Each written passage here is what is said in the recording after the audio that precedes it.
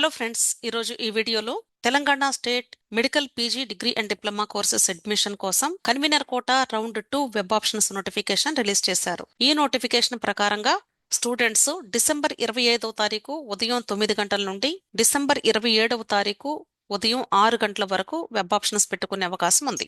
అయితే ఇప్పుడు ఈ సెకండ్ రౌండ్ లో ఎవరెవరు వెబ్ ఆప్షన్స్ పెట్టుకోవచ్చు అంటే, ఆల్రెడీ మీరు ఫేజ్ 1 లో వెబ్ ఆప్షన్స్ పెట్టుకుని సీట్ అలాట్మెంట్ వచ్చి కాలేజెస్ లో రిపోర్ట్ చేసి ఉంటే ఆ స్టూడెంట్స్ ఇప్పుడు అప్గ్రేడేషన్ కోసం సెకండ్ రౌండ్ లో వెబ్ ఆప్షన్స్ పెట్టుకోవచ్చు.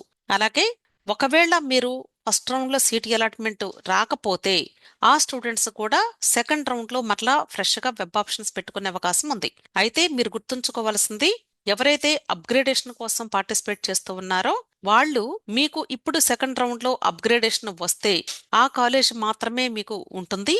ఇంతకు ముందు రౌండ్ 1 లో రిపోర్ట్ చేసిన సీటు క్యాన్సిల్ అవుతుంది. ఈ విషయం గుర్తుంచుకోండి. అంటే మీకు సెకండ్ రౌండ్ లో వచ్చిన కాలేజ్ నచ్చలేదు అనుకోండి, రౌండ్ 1 కాలేజ్ లోనే కంటిన్యూ అవుతాము అంటే కుదరదు. కాబట్టి ఎవరైతే ఆల్రెడీ రిపోర్ట్ చేశారో ఆ స్టూడెంట్స్ మీరు కాలేజ్లో జాయిన్ అయ్యి ఉన్నారు కాబట్టి బెటర్ కోర్స్ బెటర్ కాలేజ్ కోసం మాత్రమే ట్రై చేయండి. వెబ్ ఆప్షన్స్ పెట్టుకోండి. అంతేగాని మీరు అన్ని కాలేజెస్ పెట్టుకోవద్దు.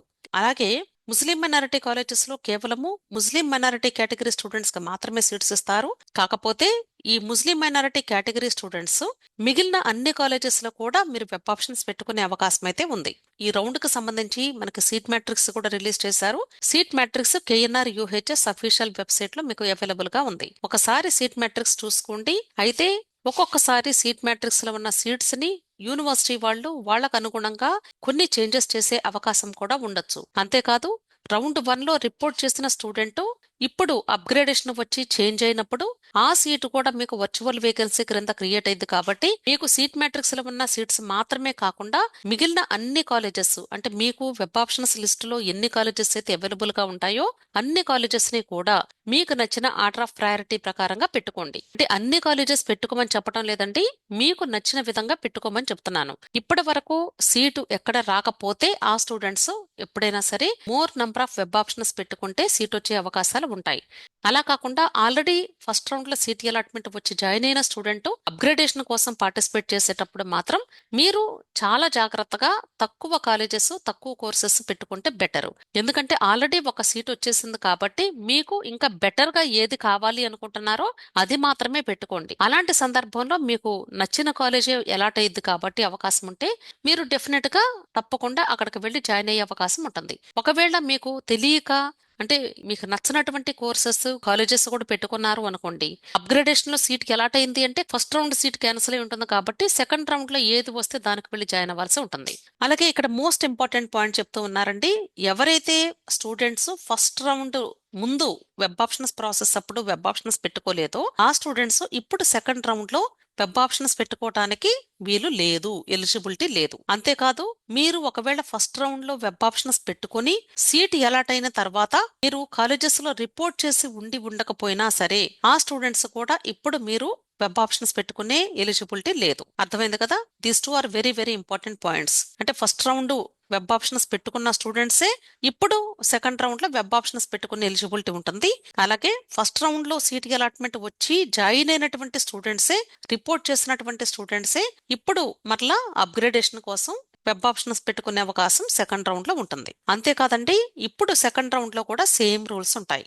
సెకండ్ రౌండ్ లో కూడా మీకు ఫ్రెష్ గా సీట్ అలాట్ అయింది అంటే ఖచ్చితంగా మీరు కాలేజెస్ కి వెళ్లి రిపోర్ట్ చేస్తేనే థర్డ్ రౌండ్ అప్గ్రేడేషన్ కి ప్రయత్నించే అవకాశం ఉంటుంది. ఎందుకంటే రౌండ్ 2 నుండి రౌండ్ 3 కి అప్గ్రేడేషన్ ఉంది కాబట్టి. అలాగే ఒకవేళ మీరు రౌండ్ 1 లో రిపోర్ట్ చేసిన స్టూడెంట్స్ సెకండ్ రౌండ్ లో అప్గ్రేడేషన్ వస్తే ఖచ్చితంగా మీరు అప్గ్రేడేషన్ వచ్చిన కాలేజ్ దగ్గరికి వెళ్లి రిపోర్ట్ చేస్తేనే మీకు సీట్ ఉంటుంది. అప్పుడు మాత్రమే మీరు రౌండ్ 2 నుండి మరలా రౌండ్ 3 అప్గ్రేడేషన్ కి వెళ్లే అవకాశం ఉంటుంది. అర్థమైంది కదా? ఒకవేళ మీరు రిపోర్ట్ చేయకపోతే ఏమవుతుంది అంటే కంప్లీట్ గా Telangana state convener quota counselling నుండి ఎగ్జిట్ అయిపోయినట్లే లెక్క. క్లియర్? ఇంకొక విషయం ఏంటంటే మోస్ట్ ఇంపార్టెంట్ పాయింట్, మీరు వెబ్ ఆప్షన్స్ పెట్టిన తర్వాత సేవ్ మీద క్లిక్ చేసి ఓటీపీ ఎంటర్ చేసిన తర్వాత your web options are successfully submitted అనే స్టేట్మెంట్ వస్తేనే అప్పుడు మాత్రమే మీ వెబ్ ఆప్షన్స్ యాక్సెప్ట్ అయినట్లు. ఒకవేళ మీరు పొరపాటున వెబ్ ఆప్షన్స్ లిస్ట్ పెట్టి జస్ట్ మర్చిపోయి వదిలేశారు అనుకోండి, అలాంటప్పుడు మీ యొక్క వెబ్ ఆప్షన్స్ యాక్సెప్ట్ అవ్వవు. కాబట్టి ఖచ్చితంగా ప్రతి ఒక్కరు కూడా సేవ్ ఆప్షన్ మీద క్లిక్ చేయాలి, ఓటీపీ ఎంటర్ చేయాలి. ఓటీపీ ఎంటర్ చేసిన తర్వాత కూడా 2 minutes వెయిట్ చేయండి. అర్థమైంది కదా?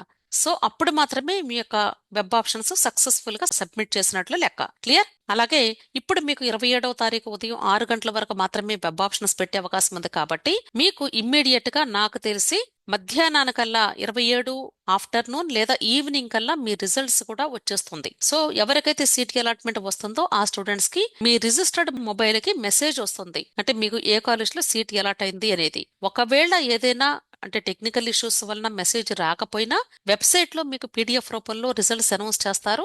ఆ పీడిఎఫ్ లో మీ పేరు ఉన్నా కూడా మీరు చూసుకొని ఇమ్మీడియట్ గా మీరు కాలేజ్ దగ్గరికి వెళ్లి రిపోర్ట్ చేయొచ్చు. అర్థమైంది కదా? అలాగే మీరు రిపోర్ట్ చేసేటప్పుడు ఆల్ ఒరిజినల్ సర్టిఫికెట్స్ ఉండాలి, ట్యూషన్ ఫీజు ఉండాలి, అలాగే కాలేజీకి సంబంధించిన బాండ్స్, ఎఫిడవిట్స్ ఏమైనా ఉంటే వాటిని కూడా మీరు సబ్మిట్ చేయాల్సి ఉంటుంది. ఓకే. అలాగే ఒకవేళ మీకు ఫస్ట్ రౌండ్ లో సీట్ వచ్చి రిపోర్ట్ చేసిన స్టూడెంట్స్ అయితే ఇప్పుడు అప్గ్రేడేషన్ వచ్చిన కాలేజ్ దగ్గరికి వెళ్లి ఖచ్చితంగా రిపోర్ట్ చేసి తీరాలి అని చెప్పాను. రిపోర్ట్ చేయడానికి వెళ్ళినప్పుడు మీ యొక్క ఒరిజినల్ సర్టిఫికెట్స్ ఫస్ట్ కాలేజ్ వాళ్ళు ఇవ్వరు. ఆల్రెడీ మీకు ఫస్ట్ కాలేజ్ లో మీ ఒరిజినల్ సర్టిఫికెట్స్ తీసుకున్నప్పుడు కస్టోడియన్ సర్టిఫికెట్ అని మీ చేతికి ఇచ్చుంటారు. ఆ కస్టోడియన్ సర్టిఫికెట్ ట్యూషన్ ఫీజు మీరు ఫస్ట్ కాలేజ్ దగ్గర కట్టిన అమౌంట్ ని మీరే మీ అకౌంట్ కి ముందు ట్రాన్స్ఫర్ చేయించుకోవాలి కాలేజ్ వాళ్ళతో.